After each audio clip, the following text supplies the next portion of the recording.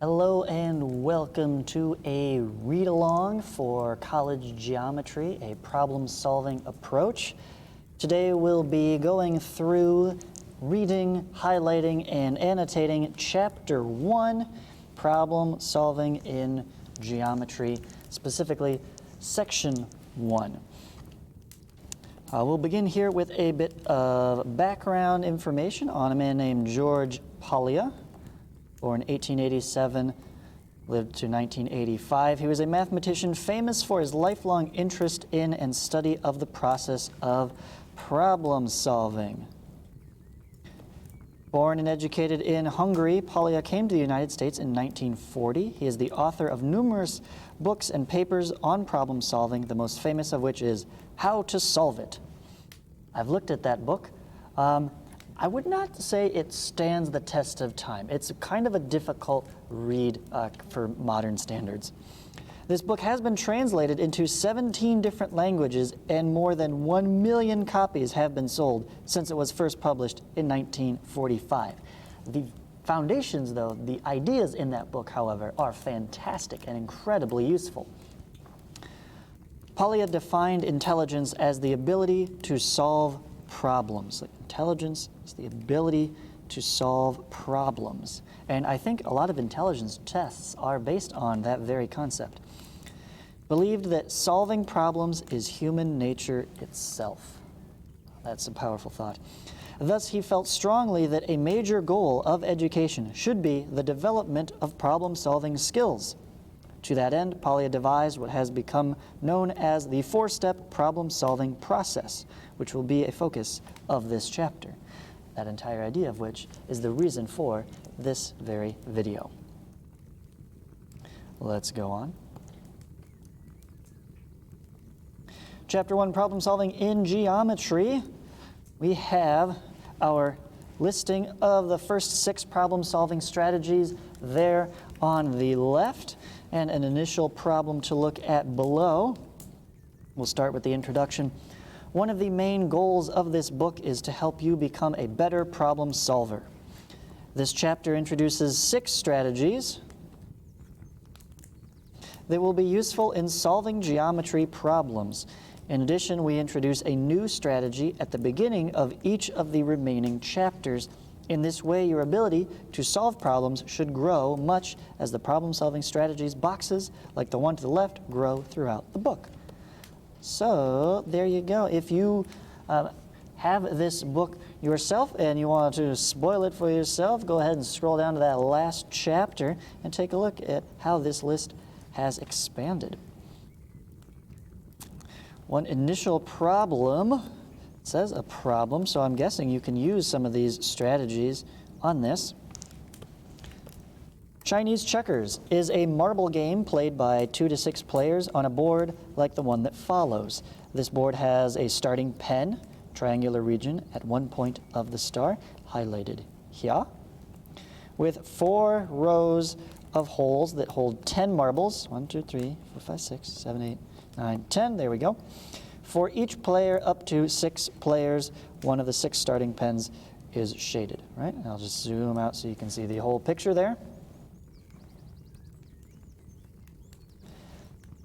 Suppose we desire a more challenging game and we construct a similar board to have 6 rows, 21 marbles for each starting pen.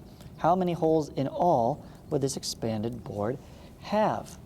Go ahead and pause the video here for a moment and think about that for a bit. What would that entail? What would the starting pen itself look like? Keep in mind that you'd have 6 of them. What would this middle section between all the pens have to look like in order to make that work? A solution of the initial problem is on page 30. Unfortunately, that's the end of the chapter. After section 2, you'll have to wait till the next video to see the solution.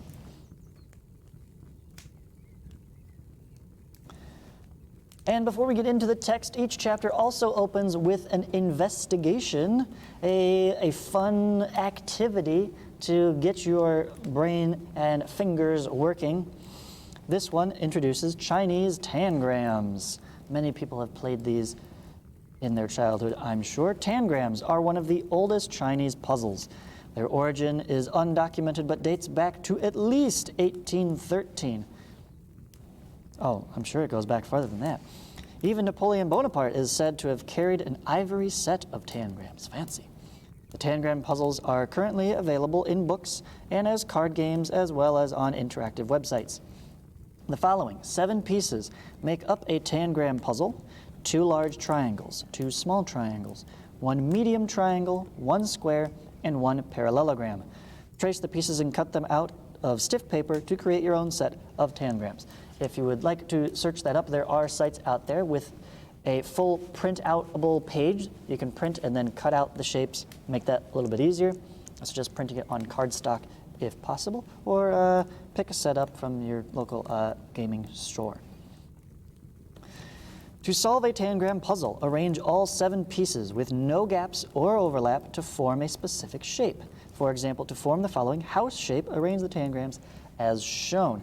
So this is how the puzzle works. They give you an outline, a fully solid shaded shape, and you need to put these pieces together so that you create that shape. And here then is the solution showing how each of the pieces is devised.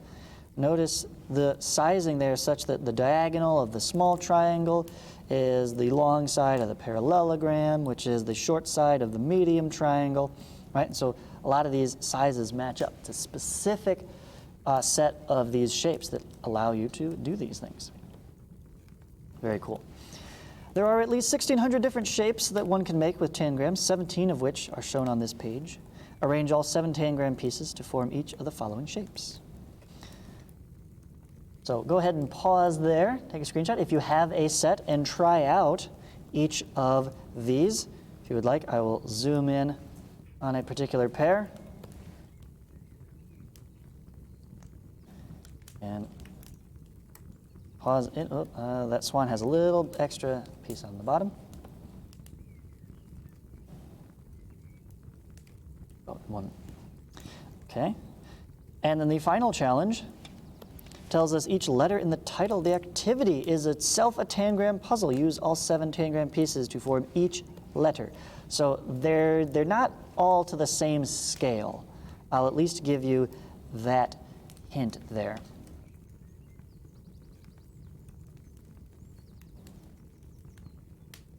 Okay, you can go back and pause to get a good view of any of those. Some of them seem a little more straightforward than others. All right, here we go. The real start to the text. Problem solving in geometry. Most people consider problem solving to be the main objective of any mathematics course. In a more general sense, problem solving is central to many disciplines, including business and engineering. This chapter provides an introduction to the study of problem solving with an emphasis on problems in geometry. It is, after all, a geometry textbook. Section 1.1, Problem Solving Strategies. In our discussion of problem solving, we need to make clear what we mean by a problem. In this book, we make a distinction between an exercise and a problem. You can solve an exercise, notice that in bold, by applying a routine procedure. Exercise is routine. It may be similar to other exercises or problems that you have worked or have seen worked. A typical word problem in algebra course is an exercise if you recognize the type of problem and can recall an appropriate procedure to apply. Right? If you could read through it and you already know what you need to do, then it's merely an exercise. On the other hand, a problem is non-routine and unfamiliar. You read a problem and you don't know what to do right away. To solve a problem, you need to stop and think about how to attack it. Ooh, I like that. You may need to try something completely new and different. You may get stuck several times and have to make new starts. All right? Notice that. Stuck, restart. That's okay. That's part of the process. You are, in fact, making progress, whether you realize it or not. The need for some kind of creative step on your part in solving the problem is what makes it different from an exercise. George Paulia was a mathematician, we heard him at the beginning of the section, whose name has come to be synonymous with problem solving. In an effort to encourage more students to experience the tension, enjoy the triumph of discovery that accompanying solving a problem, he presented the following 4-step process for problem solving. So this is going to be huge, right? This will form the foundation of this entire section. In fact, both sections, this whole chapter, will be built around utilizing these 4 steps. So we better know them well. Step 1, understand the problem. Of course, you need to read through it and then make sure, do you actually understand what it's saying? What is the problem asking? Is it clear you know what to be found? Do you understand the terminology? Okay, what are you looking for? Vocabulary, right? Are there any words that you don't know that might be confusing you and thus confusing the whole problem? Is there enough information? Is there irrelevant information? Good old algebra word problems try to trip you up with throwing in extra stuff you don't need. Are there any restrictions or special conditions to be considered? Oh, this is a good one, right? Always think about, I don't need it in quotes, but, oops. Come on, let me write. Negatives is a good case to consider, especially with real-world problems. Very often, things in life cannot have measurements and lengths and distances, and time and money you will not have negative values for. So after you understand what's all going on, next step, devise a plan. Start putting together an attack strategy. How should the problem be approached? Does the problem appear similar to any others you have solved? Does it remind you of anything? What strategy might you use to solve the problem, right? And that sometimes can answer the question of how. How can you solve it? Use one of the strategies, right? We will have 6 of them in this chapter, 3 in the first section, then 3 in the latter section. Next video. Step 3, carry out the plan. Once you have a plan, of course, it only is useful to you if you make use of it. So apply that strategy or course of action that you chose in step 2 until you find a solution or decide to try another strategy, right? Because it's very possible you'll run into a dead end, right, and have to restart, or you might just learn something new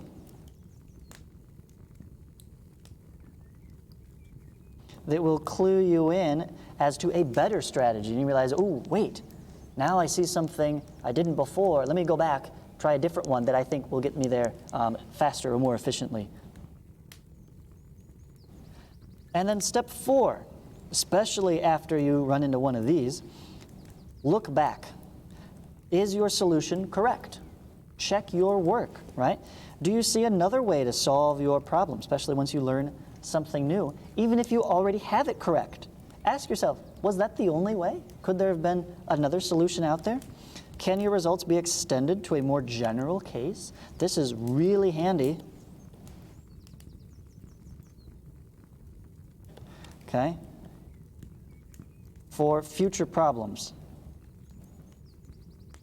So if you want to not just solve this, but set yourself up for success in the future, really stop and consider, how can I generalize this problem so that I could use it as a template when next I encounter a similar problem?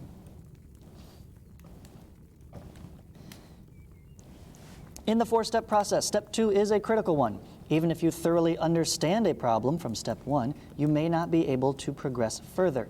On the other hand, once you have selected a workable strategy, it is usually not difficult to implement step 3, right? It's the picking out of the strategy that is the real thinking part. Carry out the plan is literally procedural. You could The computer could do that part.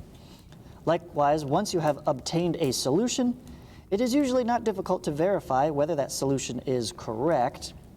Therefore, the purpose of this chapter is to focus on step 2 in Paulia's process and to present 6 general strategies that are frequently useful in solving geometric problems. We will present 1 new strategy at the beginning of each subsequent chapter of the book, as said before. So, with that setup, that 4-step process in the back of our minds, let's work through these 3 new strategies. They will all include a short description, some clues as to when they might be the best strategy to use, and an example complete with the full 1, 2, 3, and 4 steps. And then at the end of each one, a pair of additional problems for you to practice on your own. Let's go through each of those in turn. Strategy number 1, draw a picture. This strategy is a natural choice for solving problems in geometry because many of the problems of geometry are related to figures, shapes, physical structures. Okay? That's some good stuff. Often drawing 1 or several pictures can help you solve the problem or can help you understand the problem better so you can formulate a plan for solving it. Wait, understand so you can formulate a plan for solving it. That's saying that this strategy will help lead you to picking out another strategy. Okay, so keep that in mind, that this by itself does not solve the problem. The following clues may help you identify situations where the draw a picture strategy might be useful. So anytime the problem involves a physical situation, draw a picture might be appropriate. Anytime the problem involves geometric figures or measurements, physical situation, figures, measurements, you want to gain a better understanding of the problem. A visual representation is possible, right? Or even already presented. Right? One thing they don't note here is what if the problem itself already gives you a picture, you might want to draw another picture. That's entirely possible too. As you attempt to solve the following example problems, imagine solving the problem without looking at any pictures. To contrast how hard it would be. Then try solving the problems with a picture to see if the picture helped in the process. So here we go. A large cube. Example 1. A large cube is formed by arranging 64 smaller cubes of the same size in a stack that measures 4 cubes by 4 cubes by 4 cubes. A cardboard box with no top is constructed so that the large cube, that one made of 64 small ones, fits tightly in the box. How many of the small cubes are not touching a side or the bottom of the box? Okay. You got all that in your head? How is your spatial reasoning? Go ahead and pause the video here, give that problem a consideration. Maybe give it an attempt if you're feeling ambitious, and then come back for the solution.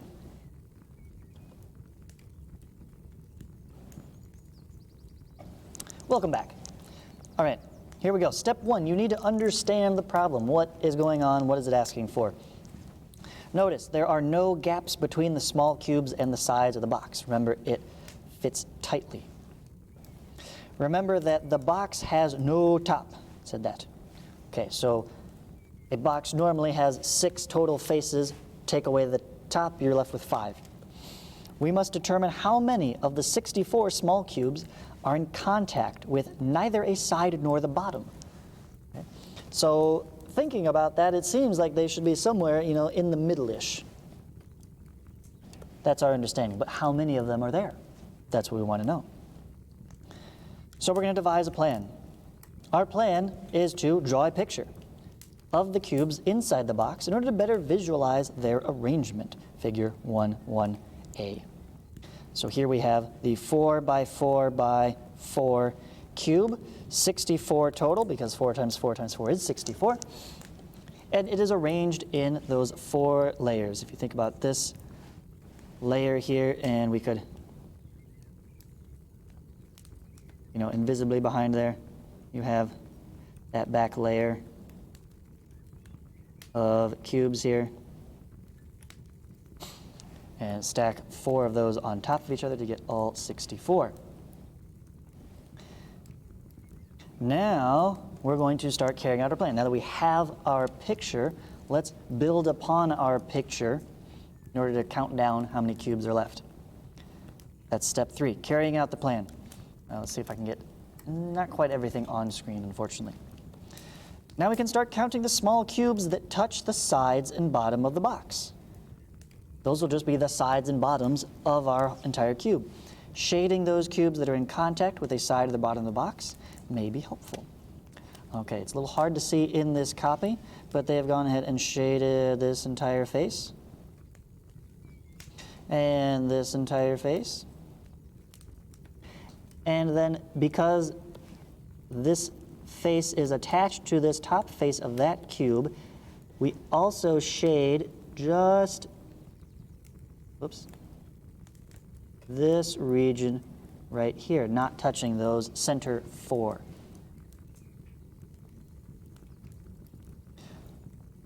Okay. Remove the central core of cubes, seen here in figure C. Some of those cubes touch only the bottom of the box.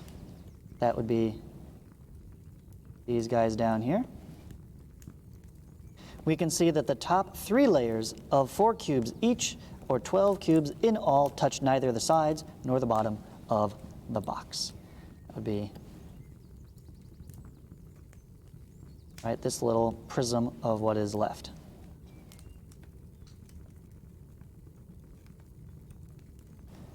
So, step 4, looking back. We could also have solved this problem by subtracting the number of cubes that do touch the sides and bottom of the box from 64. So you could think of it as a mathematical count instead of just a visual elimination. What would happen if the large cube measured 5 by 5 by 5? This is our generalization. What if it was a bigger problem? How many small cubes would touch neither the sides nor bottom of that cube? Can this problem be generalized to n by n by n? If so, how? Right? Could you go bigger and bigger and bigger? And what's the general case? Right? Again, this is future-proofing your understanding of this problem, making it the most useful to you. All right, if you want to try practicing that yourself, here are some additional problems. We have, first up, if the diagonals of a square are drawn in, how many triangles of all sizes are formed? And they've even given you some tips. First off, do you know what the diagonal of a square is? It's part of that understanding. It is a line segment whose endpoints are 2 opposite corners of the square. One diagonal is shown in figure 1.2. This is the diagonal. It is one of the diagonals. We will give a more general definition of a diagonal later in the book, when you get to the more geometric stuff and definitions. Remember that the triangle may be different sizes. Also, some of the triangles may overlap, right? All possible triangles. Although one picture may be helpful in formulating a solution to the problem, several pictures might make the solution even clearer. It's a relatively simple diagram, but don't let this fool you into thinking this is all that there is. Maybe to keep track of the triangles, you want to draw different renditions of the different sizes. And then second, draw a picture problem. A rectangular milk crate has spaces for 24 bottles in 4 rows and 6 columns.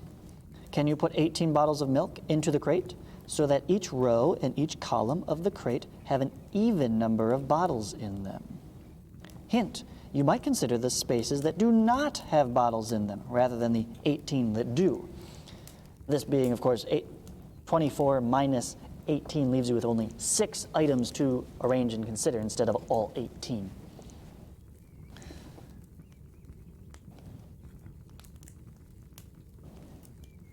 All right, now that you've had a chance to try those problems, let's look at strategy number 2. Guess and test. Also known as trial and error, the guess and test strategy is an extremely useful method for solving many problems. A lot of people use it all the way down into elementary school, and it's still good up into adulthood. Guess and test is often the very first strategy explored by experienced mathematicians and novice problem solvers alike. Hey, that's what I said. Even if it does not lead immediately to a solution, the guess and test strategy helps you to get a feeling for a problem and may suggest other strategies that could be useful to solve the problem further. I will go ahead and highlight that one as well. So similar to the drawing a picture, this might not get you the actual answer right away, but it will set you up to make the next strategy that much more potent and easier. The guess and test method does not necessarily imply random guessing. In fact, often the conditions of the problem will limit the possible guesses. After the first few guesses, you may make some observations that will further limit your future guesses. Rather than random guess and test, problem solvers more often use a form of systematic guess and test. With systematic guess and test, there is some order to the guesses and a means of recording for which guesses have been tested. The following clues may help you to identify situations where guess and test strategy may be useful. Okay? And let me just highlight that again. Systematic guessing and testing has order and recording what has been tested. So you don't test the same thing again. So you can see maybe you want to start spacing out your tests. Maybe you want to try some more specific types of guesses in the future. Guess and test strategy may be appropriate when, here are the clues, there is a limited number of possible solutions to test. You want to gain a better understanding of the problem. You have a good idea what the solution is. So not that you think you already know it, but you have a feeling that says, ooh, I bet this number is really good here. You can systematically try possible solutions. Okay? Your choices have been narrowed down by first using other strategies or even the problem itself. Or if there is no obvious strategy to try, if nothing else seems helpful, then at least start here because it will do something.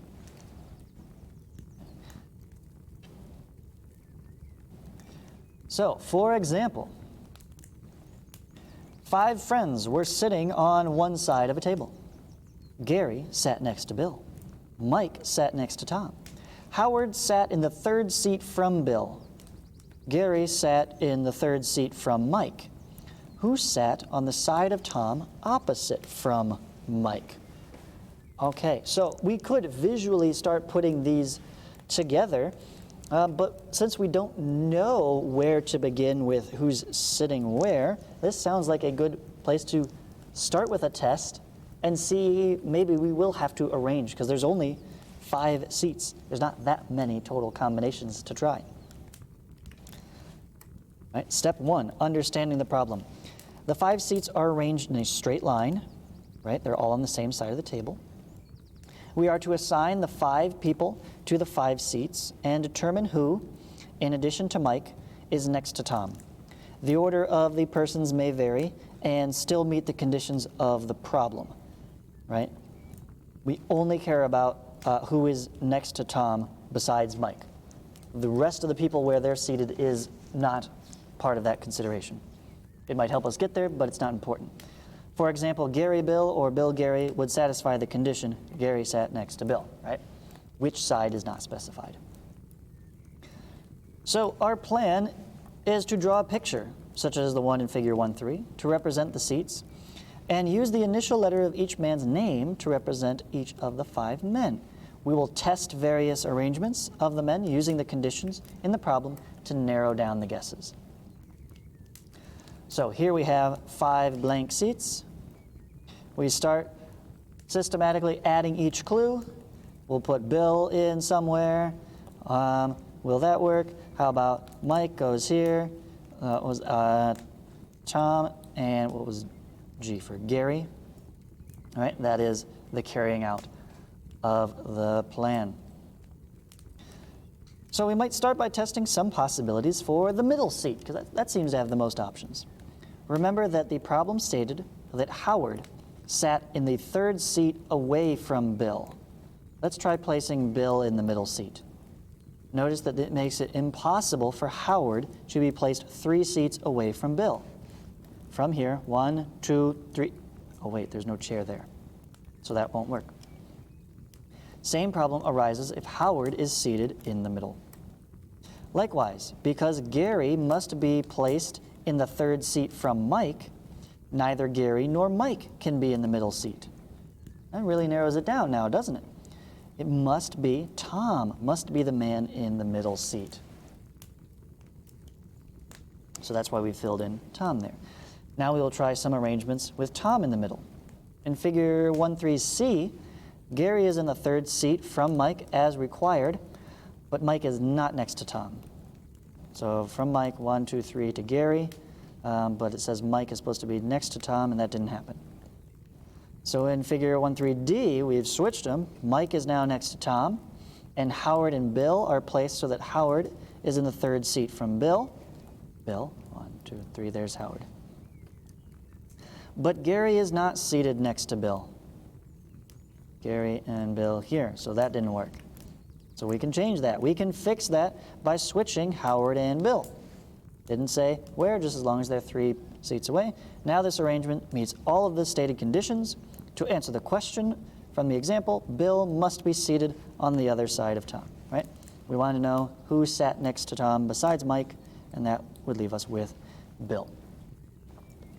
So looking back, step 4, is there any other arrangement of the men that works? One other arrangement that satisfies the condition is GBTMH. GBTMH, GBTMH. That's just the same thing but backwards, right? This arrangement still places Bill on the other side of Tom. Are there other solutions? Why or why not? That's an interesting thing to consider. And if you've gotten this far and you had your own solution, check, is your solution the same as this one, or did you find something different? If you didn't, is it possible to find something different? Yeah, try answering that question. Go one beyond. All right. A couple additional problems for you to try. Go ahead and read through, pause, read through these, give them a shot. This one has to do with dividing up this L shape into subsequent smaller L shapes. And the second one has to do with rearranging coins in one triangle into another. This, I would highly recommend going and getting some coins or buttons or other small objects and trying this physically out in space. It'll save you a lot of paper.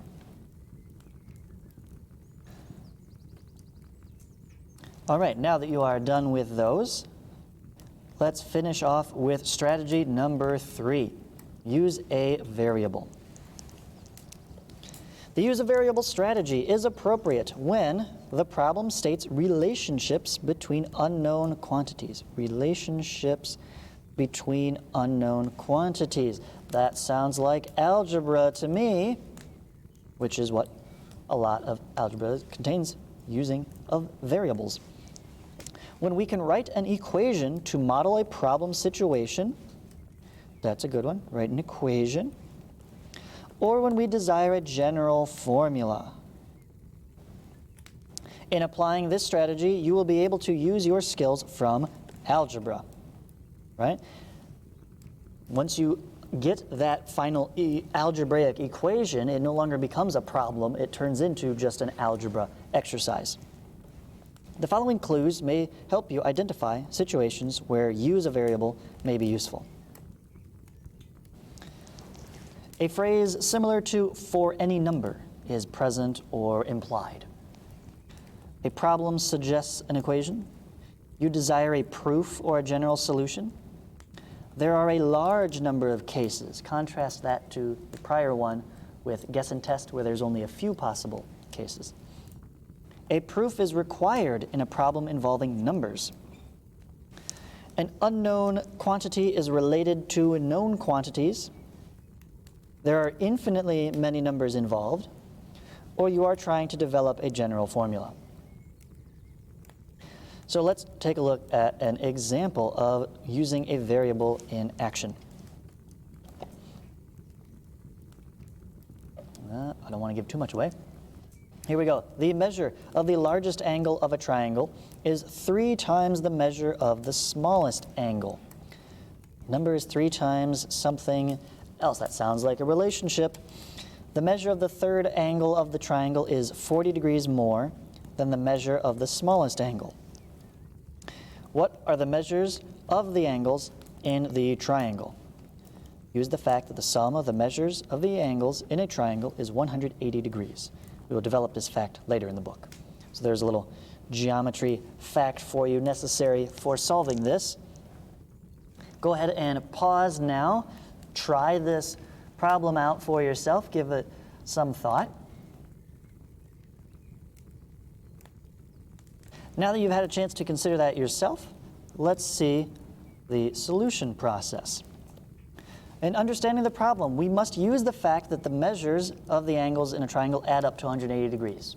There's a reason they gave that to us. Anything in parentheses in a problem is a good hint that it's a hint and shouldn't be ignored to help us find the measures of all 3 angles in the triangle.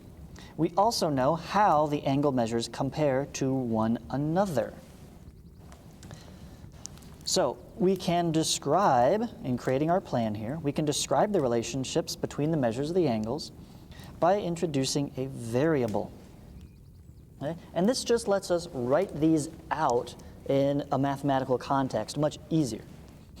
If we use x to represent the measure of the smallest angle, could have been any. We chose smallest somewhat arbitrarily here, but I would recommend smallest because it said one thing is 3 times measure the smallest angle, right? If x is the smallest, then you have 3x is the measure of the largest. If I reversed that and made x be the largest, I'd then have to use 1/3, and I know a lot of you will rather avoid fractions.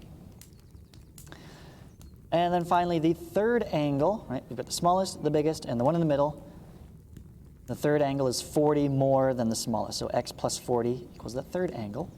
We've got that in picture form right here, our triangle, small, medium, and this doesn't look like the medium. Clearly the figure is not drawn to scale, but we're just whipping up a solution here. I'm not building a bridge out of it, so the scale does not matter as long as we can reference which angle is which. So we must use the relationships we have described to determine the number of degrees in each angle of the triangle.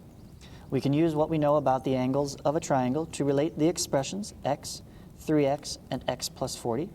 Because the sum of the measures of the angles in a triangle is 180, we can write, here's our equation, add all 3 together, x plus 3x plus x plus 40 equals 180. And carrying out the plan is just solving the equation. Solve the equation to find the measure. So we will combine like terms, thus so. Subtract the 40 from both sides, and then divide by 5 to get x equal to 28 degrees. We can substitute that back in to find the other measures. So that means 3x is 84 degrees, and the x plus 40 is 68 degrees. Therefore, the largest angle measures 84 degrees, smallest measures 28, and the other 68, respectively. Looking back, we can verify that the sum of the measures of the angles is 180. So check with those numbers, 28 plus 84 plus 68 is in fact 180. Yes, it works. Could we have solved the problem another way by using x to represent the measure of one of the other 2 angles? I kind of talked about that when we were setting it up, so absolutely you could have done that. It just might not have looked as pretty.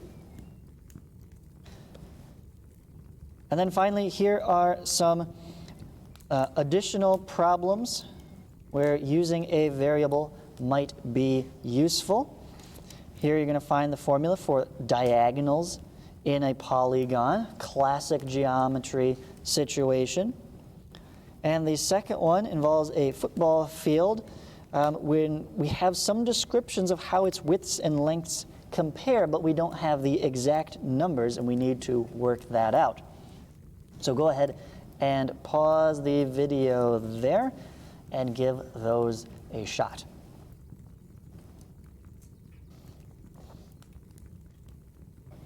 All done? Okay, good, because I'm going to spoil it for you. Here we have the solutions for the problems. There are 4 large triangles and 4 smaller ones, as we can see from this picture here. For draw picture number 2, there's many solutions possible. Here is one where the circles represent a bottle and the X's represent an empty space. But the key to this is this little L shape of empty spaces here. You're going to have those associated with one another. And of course, they could go on either half of the milk crate, or instead of the lower portion, they could be up here. Right? But you're going to need these kinds of shapes together. Speaking of L shapes, for the guess and test, your 4 little L's should be arranged thusly. And for moving the coins, it doesn't matter which end you start with, but take one end, move it down to a side there, and then take the other and move it as the tip on the bottom here. And for using a variable, the number of diagonals from one vertex is n minus 3. And for the football field, the width is 160 feet, length 360 feet, total area 57,600 feet square. And finally, to top it off, we've got a little bit of geometry all around us. This is a nice little friendly ending note here. Of the polygons that appear in nature, such as squares and triangles, one of the most frequently seen is the regular hexagon, a polygon with 6 sides, all the same length, and 6 angles, all the same measure. The most familiar examples are probably the snowflake and cells of a honeycomb. It is interesting to note that although it is said of snowflakes that no two are alike, every such crystal can be outlined with a regular hexagon. Wonder why that is. Also, although the cells of a honeycomb are hexagonal, they are cylindrical tubes which the bees first make them. So they start out perfectly circular and then they kind of smoosh together into hexagons. The pressure of the tubes against one another results in their hexagonal shape. Interesting to know. So there you go, a little bit of geometry in nature. That's going to do it for section 1.1 of Geometry Problem Solving Approach. Thank you for reading along. So long, farewell, enjoy the rest of your day.